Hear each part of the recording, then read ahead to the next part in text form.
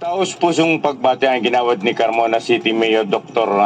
Dalia Loyola sa mga kabatang Carmona na nagwagi ng Cavite Intertown Quiz Bee Competition ng Sangguniang Kabataan Provincial Federation na ginanap sa Provincial Gymnasium 13 Martires City sa Cavite.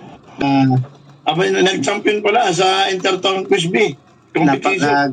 Napagaling din galing din mag-alaga kasi ang pamuno ng Carmona.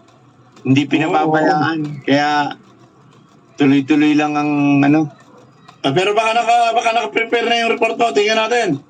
Oo, basta yan. Yung report ni paring Romel Madrigal, yung kaugnay doon sa pananalo ng mga Diga Cavite sa Quiz Bee.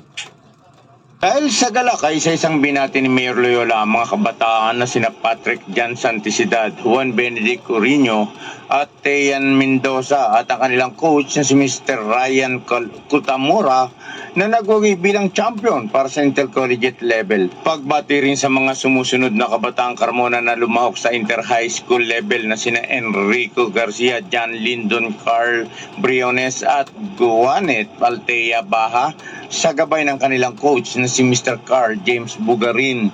Kasama rin sila Cyril Manalo, Justin Andrew Remolin, Melvin Harry Busalpa para sa mga inter-high school level at sa intercollegiate level naman na sina Joshua Andre Remolin, Russell Vincent Sison at Pierre Victor Sorbito sa gabay ni Mr. Ryan Kutamora. Kaya't patuloy na pasalamat ng alkalde dahil sa pagbandera ng pangalan ng lungsod ng Carmona sa tagisan ng talino. Tunay nga nakakamangha ang galing at talino ng kabataang Carmona ani Mayor Loyola. Mula sa Timog Katagalugan, ako si Romel Madrigal nag-uulat sa DCRJ 18 AM, ang Radyo Bandido TV. Maraming salamat paring Romel Madrigal.